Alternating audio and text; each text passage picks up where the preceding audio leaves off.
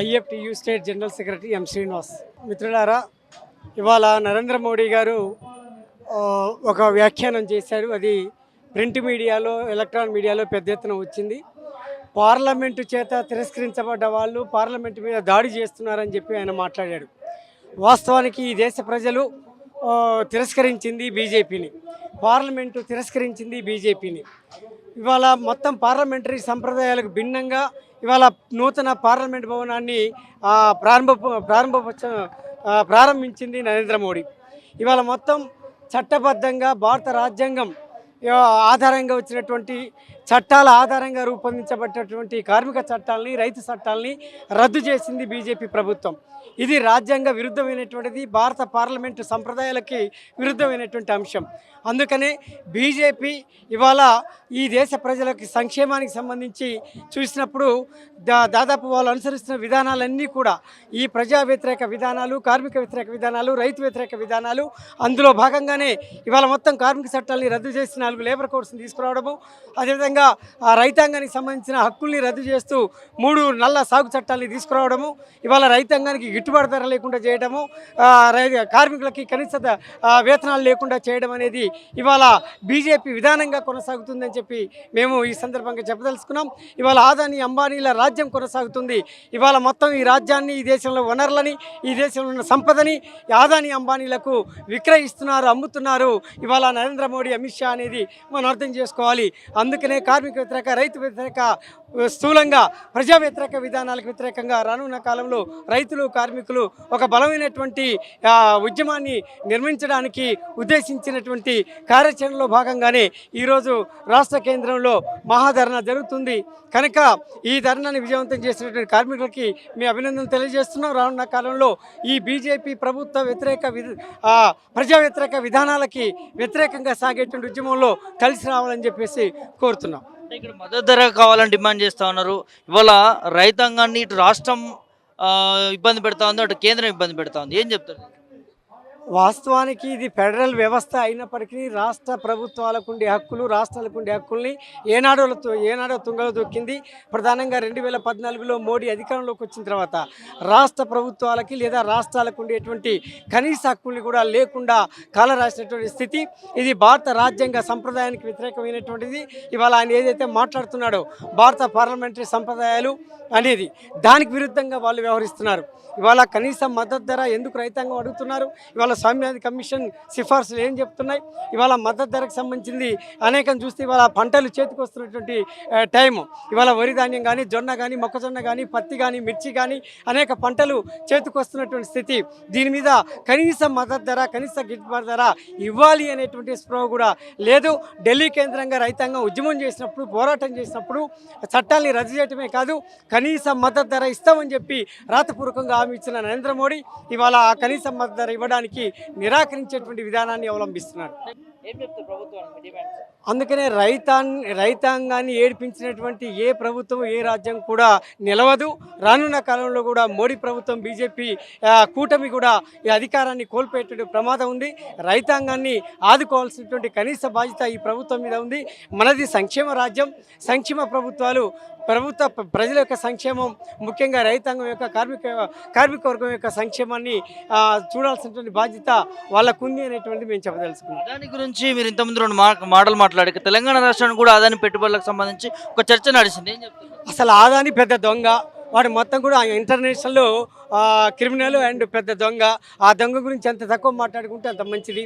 మొత్తం ఈ దేశంలో ఉన్న వనరులన్నింటినీ కూడా లూటీ చేస్తున్నటువంటి సందర్భం మనం చూస్తున్నాం. ఇవాళ తెలంగాణ రాష్ట్రంలో ఉన్నటువంటి వనరులను కూడా దోసుకోవడానికి అవసరమైన పద్ధతిలో మోడీ ప్రభుత్వం ఇవాళ ఆదానిని రంగంలో దింపింది. ఆ ఆదానికి అనుకూలంగా ఇక్కడ ఉన్నటువంటి కాంగ్రెస్ ప్రభుత్వం కూడా సానుకూలంగా వివరించడం విచారకరమైనటువంటిది, విషాదకరమైనటువంటిది. ఓ పక్కన రాహుల్ గాంధీ వ్యతిరేకిస్తాడు, అదే ఆదానికి ఇక్కడ రెడ్ కార్పెట్ పరుస్తారు. ఈ వైరుధ్యాన్ని కూడా మన ప్రజలు అర్థం చేసుకొని ఏ ప్రభుత్వం అయినా, ఏ పార్టీ అయినా ఆదాని అంబానీలకు అనుకూలంగా విధానాలు అవలంబించి అమలు చేస్తున్నప్పుడు ప్రతిఘటించాల్సిన అవసరం ఉందని వచ్చి రాష్ట్ర ప్రభుత్వం కావచ్చు, అక్కడ కేంద్ర ప్రభుత్వం కావచ్చు, వాళ్ళకి 2 కారణాలండి. ఒకటి అధికారాన్ని పరిరక్షించుకోవడము, అధికారాన్ని రక్షించుకోవడము. రెండోది ఇవాళ వాళ్ళ నిధులు వీళ్ళకి అవసరము. కనుక ఈ 2 కారణాలు ఇచ్చే వాళ్ళని అనుకో మద్దతు ఇస్తున్నారు. నిధుల కోసం రాష్ట్రాలను పరంగా పెడతారా? పాలకవర్గాల నైజం అది, వాళ్ళ స్వభావం అది. అసలు ఈ దేశ వనరులని, ఈ దేశ సంపదని దోసిపెట్టేటువంటి పాలకులు ఈ కార్మిక వర్గం యొక్క, రైతాంగం యొక్క, ఈ దేశ శ్రామిక ప్రజల యొక్క శ్రమశక్తిని కారుచౌకగా దోసిపెట్టేటువంటి పాలకులు అంతకంటే అదనంగా చేస్తారని, భిన్నంగా ఉంటారని మనం ఊహించలేము. కొన్ని రాష్ట్రాల్లో అదానీ కంపెనీకి సంబంధించి అక్కడ నిషేధించడం జరిగింది, రావద్దు అని చెప్పి కూడా, మీ పెట్టుబడులు మాకు అవసరం లేదు, మీ ఫ్రాడ్ కంపెనీలు అని చెప్పి కూడా. మరి ఇక్కడ ఇప్పటివరకు కూడా తన పైన యాక్షన్ తీసుకోలేదు బీజేపీ కావచ్చు, మోదీ కావచ్చు, ఏమైనా ఉందా? అసలు బీజేపీ బినామీ ఇవాళ ఆదాని, నరేంద్ర మోడీ బినామీ ఆదాని అయినప్పటికీ వాళ్ళ మీద ఆయన ఎందుకు చర్యలు తీసుకుంటాడండి? ఇవాళ బీజేపీని కాదని ఏ రాష్ట్ర ప్రభుత్వాలు నిలబడేటువంటి అవకాశం లేదు కనుక పరోక్షంగానైనా ఇవాళ కేంద్ర ప్రభుత్వానికి అనుకూలంగా, సానుకూలంగా వ్యవహరిస్తున్నాయి. అందులో భాగంగానే ఆదానికి అనుకూలంగా ఉన్నాయి. నా పేరు యేసురత్నం, ఏఐటీసీ రాష్ట్ర మున్సిపల్ ప్రధాన కార్యదర్శిని. అదేవిధంగా దళిత హక్కుల పోరాట సమితి రాష్ట్ర అధ్యక్షుని. ఈరోజు అంబేద్కర్ రాసినటువంటి రాజ్యాంగం పార్లమెంటుకు ఇచ్చినటువంటి సందర్భంగా రాజ్యాంగంలో ఉన్నటువంటి ఏ చట్టాలను కూడా కేంద్ర ప్రభుత్వం కానీ రాష్ట్ర ప్రభుత్వం కానీ అమలు చేయట్లేదు. అటు రైతుల సమస్యలు, ఇటు కార్మికుల సమస్యలు, అటు పార్లమెంట్లోను, ఇటు రాష్ట్రంలో అసెంబ్లీలో కూడా మాట్లాడట్లేదు. వారి యొక్క స్థితిగతులు, వారి వేతనాలు ఏ విధంగా ఉన్నాయి, ఉత్పత్తి ఏ విధంగా ఉన్నది, రైతులు ఏ విధంగా ఉత్పత్తి చేస్తున్నారు, వారి గిట్టుబాటు ధర సరిగా ఉందా, వారికి ఉన్నటువంటి అవసరాలు ఏమేమి ఉన్నాయి, ఎరువులు ఏ విధంగా ఇస్తున్నారు అనేది చర్చ కూడా పెట్టట్లేదు. దానికి చర్చ లేకుండా పెట్టుబడిదారి వర్గాలకే వాళ్ళు కొమ్ముగాస్తూ ఉన్నటువంటి వారికి ఉన్నతమైనటువంటి ఆస్తులు సంపాదించుకున్నటువంటి కార్పొరేట్ శక్తులకే రాయితీలు ఇస్తున్నారు. కానీ అటు రైతులు నిజమైనటువంటి రైతులకు రాయితీలు లేవు. వారు ఇంకా ఆత్మహత్యలు చేసి కొనసాగుతూనే ఉన్నాయి. దాంట్లో భాగంగానే కార్మికులకు కనీస వేతనం యొక్క చట్టాన్ని కూడా, బోర్డును కూడా అటు కేంద్రంలో 2 సార్లు పరిపాలన చేసిన బీజేపీ ప్రభుత్వం కార్మికుల యొక్క బోర్డులో కనీస వేతనం బోర్డులు కూడా సభ్యులను కూడా నిర్వహించలేదు. అదేవిధంగా రాష్ట్ర ప్రభుత్వం కూడా కార్మిక వేతనాల చట్టాన్ని కానీ ఆ బోర్డును కానీ నిర్వహించలేదు. మన రాష్ట్రంలో వేతన సవరణ జూలై 22కే ముగిసింది. కానీ ఇప్పటి వరకు ఆ కమిషన్ కూడా వేయలేదు, వేసిన కమిటీ కూడా వేయట్లేదు. కార్మికుల కనీసము డిఏలు కూడా ఇస్తలేనటువంటి దుర్మార్గమైనటువంటి పరిపాలన ఈ యొక్క రేవంత్ రెడ్డి గారు కార్మికులను విస్మరించిండ్రు.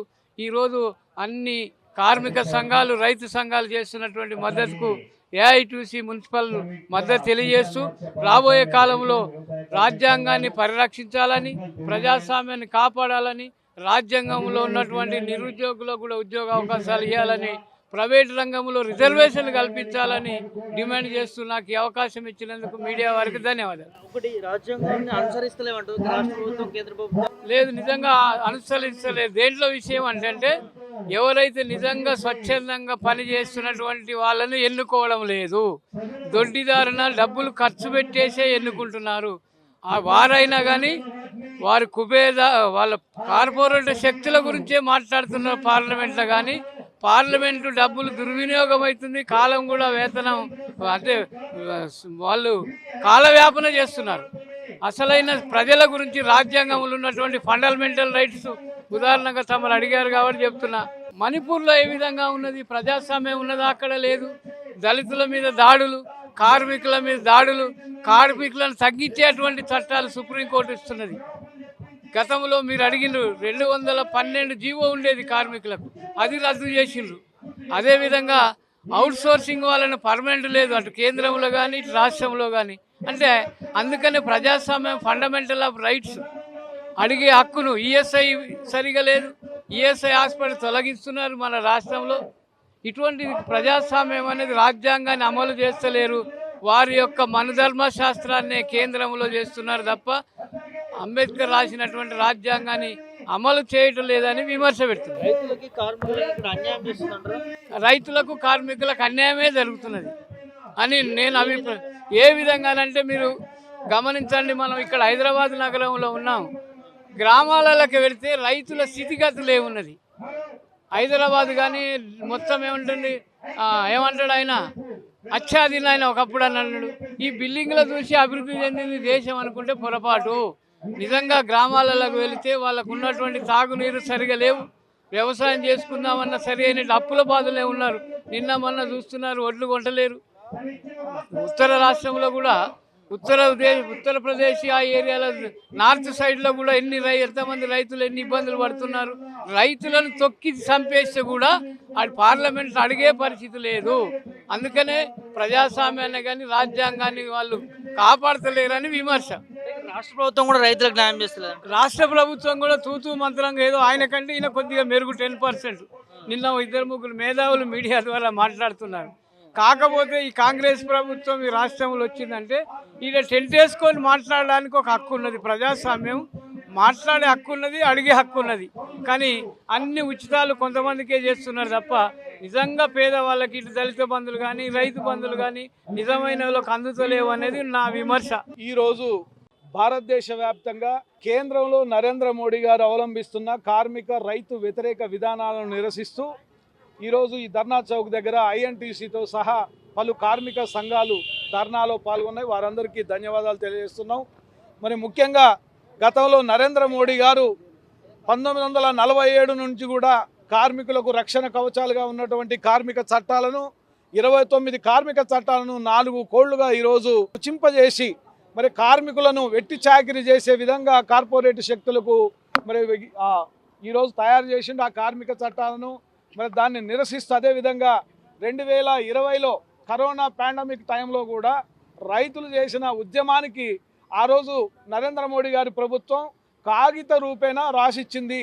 మేము ఎంఎస్పీ కానీ మిగతా రైతు సంక్షేమ కార్యక్రమాల్లో కట్టుబడి ఉంటాము, రేపు వెంటనే ఇవి అమలు చేస్తామన్నారు. దాన్ని అమలు చేయకపోగా ఇంకా రైతుల పట్ల కార్మికుల పట్ల నిరంకుశంగా వ్యవహరించడాన్ని నిరసిస్తూ ఈరోజు భారీ ఎత్తున కార్మికులు ఐఎన్టీయూసీ అందరం కూడా ధర్నాలో పాల్గొన్నాం. వెంటనే ఈ ప్రభుత్వం నరేంద్ర మోడీ కేంద్ర ప్రభుత్వం వెంటనే కార్మిక చట్టాల సవరణను ఉపసంహరించుకోవాలని, రైతులకు ఇచ్చిన హామీని అమలు చేయాలని మీ ద్వారా డిమాండ్ చేస్తున్నాం. అంటే ఇక్కడ అన్యాయం చేస్తుంది అనుకోవచ్చా ఈ కార్మిక సంఘాలకు కావచ్చు, రైతులకు కావచ్చు? కార్మిక సంఘాలు 1947లో కానీ 1900 ఉన్నటువంటి కాంట్రాక్ట్ కార్మిక విధానం కానీ మినిమం వేజెస్ యాక్ట్ కానీ మరి కార్మిక చట్టాల రిజిస్ట్రేషన్ యాక్ట్ కానీ వీటన్నిటిని కూడా సవరించి ఇదివరకు ఉంటే ఒక కంపెనీలో 50 మంది కార్మికులు ఉన్నా కానీ ఆ కార్మికులు వారు చట్ట ప్రకారం రావాల్సిన బోనస్ యాక్ట్ కానీ మరి గ్రాడ్యుటీ యాక్ట్ కానీ వారికి వేతన సవరణ విషయాల్లో కానీ చర్చించి యూనియన్ పెట్టుకోవడానికి అవకాశం ఉండేది ఆ రోజు. ఈరోజు నరేంద్ర మోడీ గారు తెచ్చిన చట్టాల వల్ల ఒక కంపెనీలో 300 మంది పర్మనెంట్ వర్కర్లు ఉంటేనే మీరు యూనియన్ పెట్టుకోవచ్చు. ఏదున్నా గ్రాడ్యుటీ కానీ ఏ విషయంలో కూడా సవరణలు చేసి దాన్ని ఒక అభద్రతా భావానికి గురయ్యే విధంగా కార్మికులు ఉన్నట్టుగా ఈ చట్టాలు ఉన్నాయి. కాబట్టి మేము దాన్ని నిరసిస్తున్నాం. ప్రభుత్వాన్ని మేము ఒకటే డిమాండ్ చేస్తున్నాం, వెంటనే ఆ 4 కోళ్లను ఉపసంహరించుకోవాలి, రైతులకు ఇచ్చిన హామీని అమలు చేయాలి. ఇది మా ముఖ్యమైన డిమాండు. ఎందుకంటే కార్మికులకు సమాన పనికి సమాన వేతనం సుప్రీంకోర్టు ఇచ్చిన దాని ప్రకారం ఇవ్వాలి. కాంట్రాక్టు అవుట్సోర్సింగ్ కార్మిక విధానాన్ని కూడా ఆ యొక్క విధానాన్ని మార్పు చేయాలని మా డిమాండ్.